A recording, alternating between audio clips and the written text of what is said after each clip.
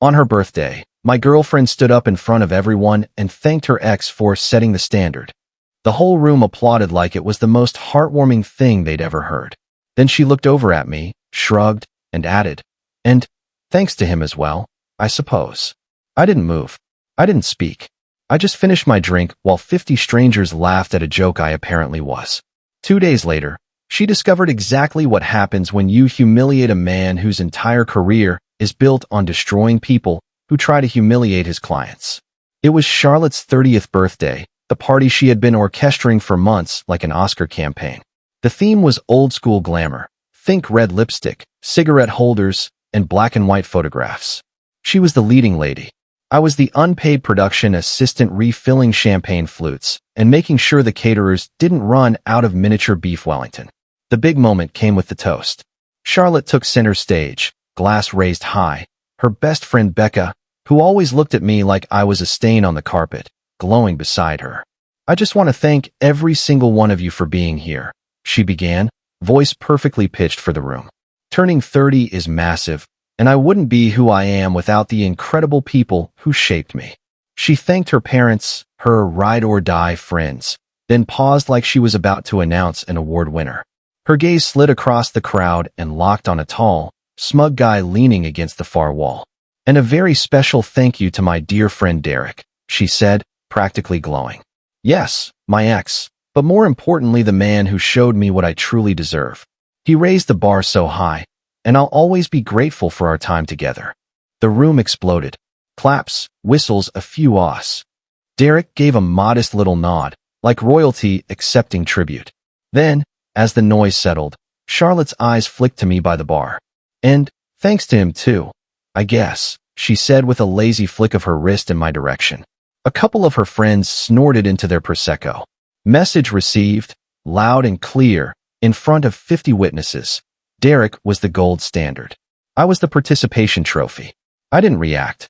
I just took another slow sip and felt something cold and familiar click into place inside my chest. You see, I'm not some regular guy who gets mad and yells. I'm a political operative. My job is winning elections for people who often shouldn't win. I dig up dirt, craft narratives, leak stories, and bury opponents so deep they never climb out. Emotions are noise. Strategy is everything. I met Charlotte 8 months earlier, right after I'd just come off a brutal, victorious Senate race that left me completely hollowed out. I was in recovery mode. No drama, no high stakes, just something light to fill the silence. Charlotte was perfect for that. Beautiful, uncomplicated, and very clear about what she wanted. A comfortable lifestyle without too many questions. I laid it out from day one. I wasn't looking for forever. I was on sabbatical from intensity. She said she was fine with that. The deal was simple.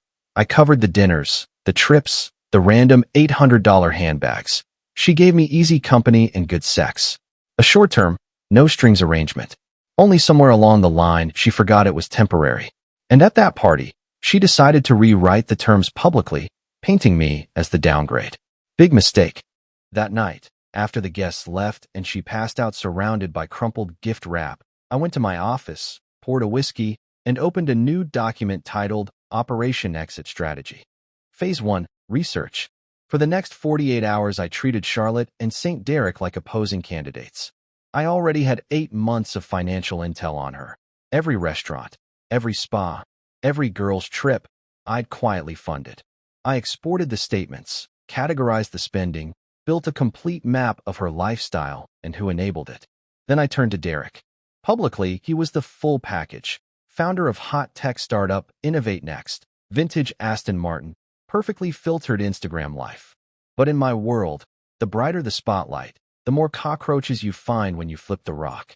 I called a guy I use for opposition research, ex-intelligence, now freelance, very discreet. Gave him Derek's full name, company filings, socials. Told him I wanted the real financial picture, nothing illegal, just what's buried in public records and quiet corners of the internet. While he worked, I started the first quiet strike. Charlotte loved bragging that her generous boyfriend was a major donor to the annual charity gala committee she served on, meaning she showed up to 2 planning brunches and got her name on the invite. I had made a 6-figure pledge months earlier, mostly because it made her happy. I called the committee chair, someone I actually knew from political fundraising circles, and politely withdrew the pledge citing portfolio reallocation. Within hours, the chair called Charlotte in a panic. Charlotte stormed in that evening furious. "What the hell did you do?" she screamed. "Cynthia said you pulled the entire donation. Do you know how that makes me look? I didn't even look up from my laptop. Market's volatile. Had to move some capital around. This isn't about money. This is you punishing me for the toast." I met her eyes. The toast was useful data, Charlotte. It clarified ROI on certain investments. The gala no longer meets my criteria. She went white. For the first time, she understood I was speaking her real language, status and access. I had just stripped her of one of her favorite talking points. 2 days later, my researcher delivered. Derek's startup? Vaporware. Zero revenue, no functional product, burning $180,000 a month.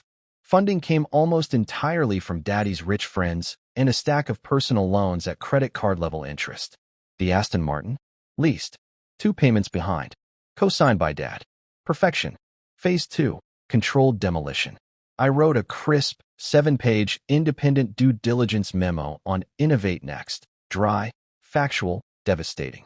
Burn rate charts, loan agreements, public record. Projected runway to 0, 5 months, tops. Last page. A quiet list of Derek's 3 previous ventures that had been silently wound down and buried by family money. Sent it anonymously to Derek's father, the main angel investor, the most aggressive VC in the cap table, a business reporter I know who loves writing about trust fund startups crashing and burning. Then I made one more call. Becca, Charlotte's venomous best friend, worked as a VIP stylist at a luxury department store. She and Charlotte had a little side hustle, borrow $15,000 dresses for the weekend, wear once for the gram, return Monday with tags tucked.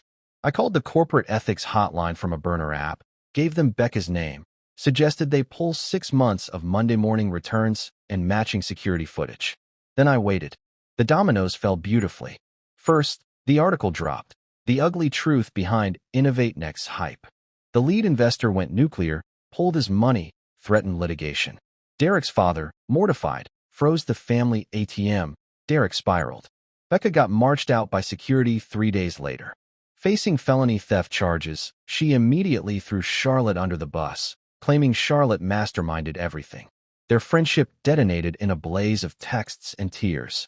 Charlotte's entire ecosystem collapsed within 10 days. No gala cred, no best friend, no perfect ex, just a rapidly shrinking social circle and a very angry former stylist threatening to countersue. She came to me crying, mascara tracks down her cheeks, begging to crash, just for a little while, because everything was falling apart and she had nowhere to go. I handed her a neatly packed box. "Our arrangement has reached its natural conclusion," I said. "Time to explore new opportunities." She stared at me, finally understanding this wasn't bad luck. This was execution. 1 month later, final scorecard. Charlotte moved back to her parents' house in the suburbs after her trust fund couldn't cover rent. She now answers phones at a dental practice. Derek is being sued by 3 separate investors and sold the leased Aston to cover legal fees. Becca took a plea deal and is paying restitution for the next 5 years. Charlotte tried one last desperate move, spreading a sob story about the heartless boyfriend who abandoned her. But I had already seeded my version with the same reporter. Quiet professional guy quietly exploited by social climbers, discovers fraud, exits cleanly. The story ran the same week. Her smear never gained traction. She showed up at my door one final time, broken, begging forgiveness, promising she'd never take me for granted again. I let her finish. "You didn't make a mistake, Charlotte," I said. "You ran a terrible campaign. Poor messaging, over-reliant on unreliable surrogates, and you misread your opponent completely." Her face crumpled as the truth hit. "It was you," she whispered. "All of it. I manage campaigns for a living," I replied. "You turned a private relationship into a public attack ad." I simply responded with a better grounded, better funded counter-campaign. I shut the door. She thought she was the star of the show. She never realized the quiet guy paying for the champagne was the one who actually owned the theater. And I always win.